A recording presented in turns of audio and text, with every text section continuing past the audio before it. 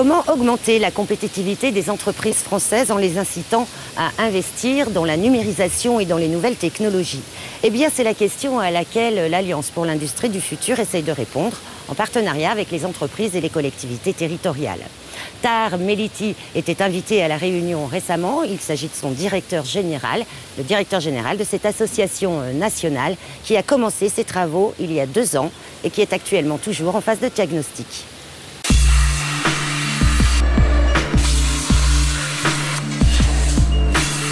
Des robots qui permettent à la fois d'augmenter la précision et la qualité de la production. Des systèmes logistiques numérisés pour une rationalisation de la chaîne de production jusqu'à la préparation des commandes pour les clients. Depuis une dizaine d'années, le visage de l'industrie a changé. Insuffisant et peut mieux faire, dit l'État. La France accuse un retard en matière numérique par rapport à d'autres pays d'Europe. D'où ce programme d'accompagnement des entreprises pour pallier au déficit d'investissement dans les nouvelles technologies afin d'augmenter la compétitivité sur le marché international. On a sous-investi dans nos entreprises, en particulier dans les petites entreprises, les PME et TPE. Et en fait, ces faiblesses, on peut les retourner en force. Et donc aujourd'hui, en investissant dans ces nouvelles technologies, en investissant dans cette industrie du futur et en investissant dans les compétences de l'industrie du futur, on a une opportunité de se positionner par rapport à nos compétiteurs qui, eux, ont investi il y a quelques années, mais donc ne disposent pas forcément des nouvelles technologies les plus avancées pour être plus compétitifs. Donc ça, c'est une véritable force. On a aussi la chance en France d'avoir un écosystème de recherche et d'innovation qui est extrêmement riche. Parmi les leaders mondiaux, on a aussi la chance d'avoir un certain nombre d'outils de financement qui est également extrêmement favorable en métropole, en particulier pour les activités de R&D. Et puis, on a la chance également d'avoir des infrastructures d'installation d'équipements. Je parle de la fibre, je parle d'un certain nombre de sujets très précis qui permettent effectivement, pour en particulier assurer la digitalisation de notre économie, d'avoir des leviers majeurs dans cette transformation. Un concept général qui associe les nouvelles technologies, l'organisation de l'entreprise et l'évolution des métiers, volet essentiel de ce projet. Il s'agit d'inciter les entreprises à former leurs salariés aux nouvelles technologies, qu'elles soient robotiques ou numériques. On a une obligation aujourd'hui, si on veut véritablement rentrer dans cette industrie du futur, de définir quelles sont ces nouvelles compétences et de faire en sorte que nos salariés les acquièrent. Un exemple, on a travaillé sur 250 entreprises qui ont intégré pour la première fois un robot. Je sais que le mot robot fait peur, mais il faut arrêter avec cette peur qui n'est pas fondée. Donc sur ces 250 entreprises, au global, qu'est-ce qu'elles ont vu leur emploi progresser. Donc elles ont recruté plus qu'elles n'ont détruit d'emplois. Et ça, c'est extrêmement important parce que introduire des nouvelles technologies, ça remet en cause complètement, ça modifie la manière de produire, de concevoir, ça crée des nouveaux besoins. Et évidemment, créer des nouveaux besoins, ça crée des emplois nouveaux. Et ça, c'est extrêmement important. Donc c'est positif. Pilotée par le secrétariat d'État à l'industrie, l'Alliance pour l'industrie du futur promet d'accentuer les partenariats publics-privés. Développement de process innovants entre industriels et laboratoires de recherche technologique, acteurs de la formation et organismes de financement en partenariat avec l'État et les collectivités territoriales.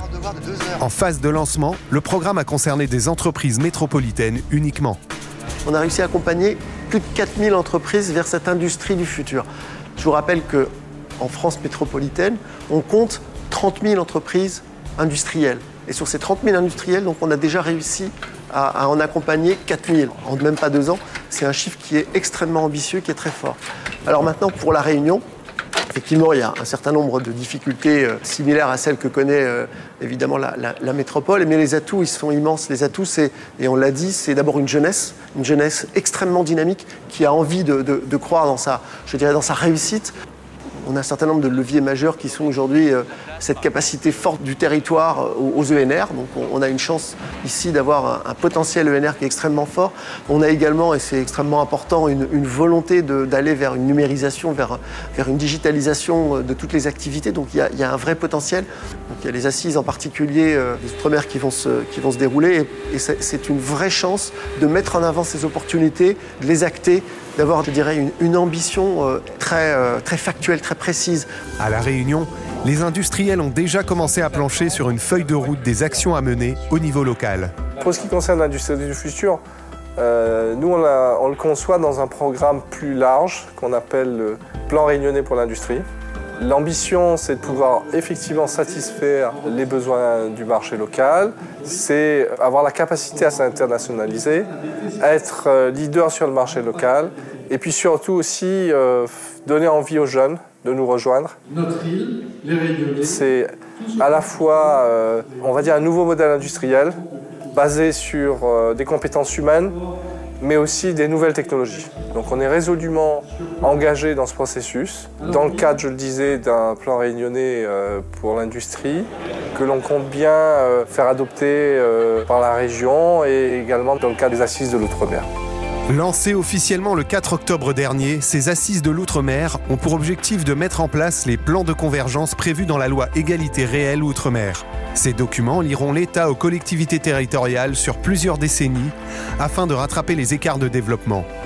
Ils doivent être signés avant juillet 2018, parallèlement à la rédaction d'un livre bleu recensant les projets innovants prévus pour le mois de mai. Tout le monde peut y participer sur le site assisesdesoutre-mer.fr.